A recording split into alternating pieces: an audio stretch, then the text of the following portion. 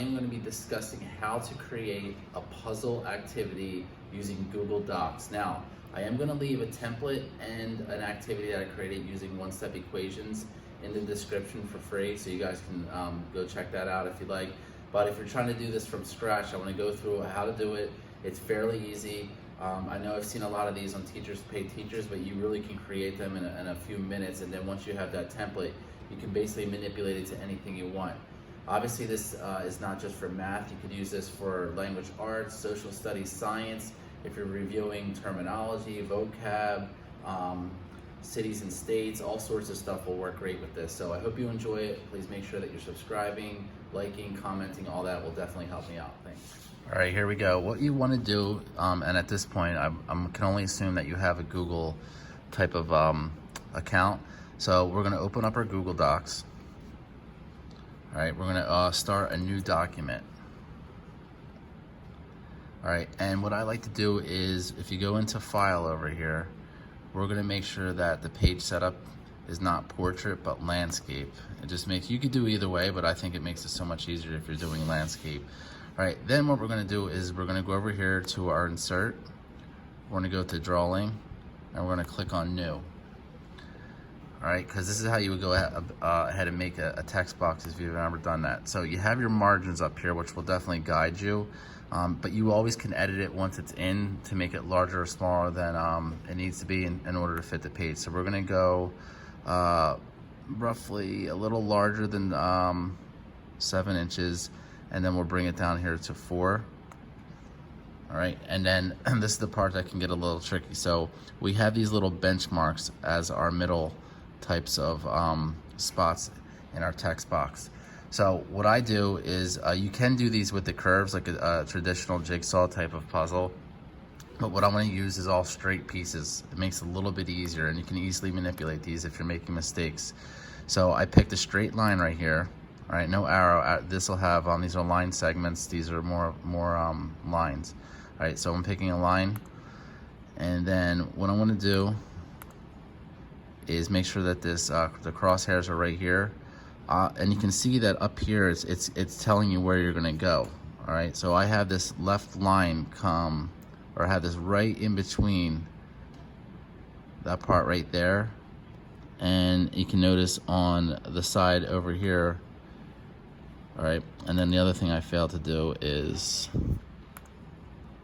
all right, so with the text box, I failed to mention that you should actually make sure that you have a border, a solid border. All right, so then when you click out, you can see what it's going to look like. So we have this here, all right, and then we're going to continue inside this to make another line. All right, so it should stay highlighted, but we'll click on that. All right, make sure that this is at the very end, and like I said, you can always go back and edit. We're going to bring this back to where we started. So we want it at the 3, and we want it right where these dots would line up. And like I said, it should look symmetrical, but you could always go back and edit it if it doesn't make sense. All right, so that's our second piece. We may have to bring this down a little bit. And then this piece here, we're going to go this way. All right, so kind of just going to work clockwise. All right, so we're going to start here, and you can come down as far or as shallow as you want. Come right to about where the 6 is, so we can get some text in there later. All right, and then we'll bring this piece here, and you want it to match. And if you see a gap, it's okay, because remember, these are going to be cut out, but you could always go back and edit it later. All right, and then this piece here will come up. We're going to go out this way, and then you can kind of eye it up. It's a puzzle piece, so it doesn't have to look perfect. It actually makes it better if it's not. And then we'll bring this to here, and then this last piece is going to go up this way. All right, you don't want to go too deep into each piece, because remember, we're eventually going to want to put some text in there, and all these margins here will help as a guidance if you're like one of those people that are really want it to be perfect. All right, this will go here. All right, so let's see what it looks like in our document. So we'll hit save and close. We can see it's a little small. So when you have these crosshairs here like this, click this so this is all highlighted, and then you can stretch this out to the page. I would keep it within the margins. You really want it to fill up the whole page so you can easily throw some text in there. Now, like I said, a lot of these aren't hitting the points or the vertices, but that's completely fine, because remember, after you throw your text and all that in there, we're going to edit these, or we're going to cut these out, so it's not a big deal. All right, and then once you have one, right, once you have one, I can easily hit copy, right, and then we'll just hit here, so we're on a new page, and then I hit control V, or you can easily do, you can double click and do that, and then you can post as many as you want. And then for each individual one, in order to edit, you're gonna click on this again, so this outside border is highlighted.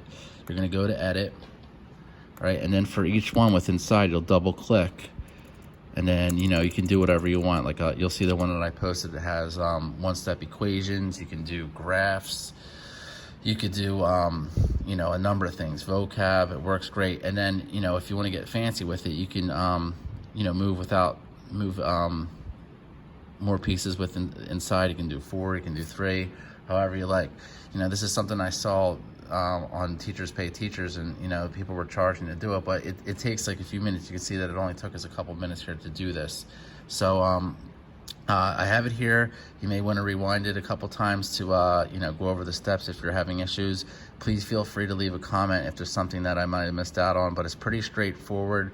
If you're familiar with Google Docs, it's fairly easy. It's very easy to manipulate, and the nice thing about Google Docs is that once it's there, it doesn't go anywhere. So you could easily make copies of this, and then if you know, you're not feeling up to making your own, I will have a puzzle template that I've already done. It has 10 different, or 10 pieces here.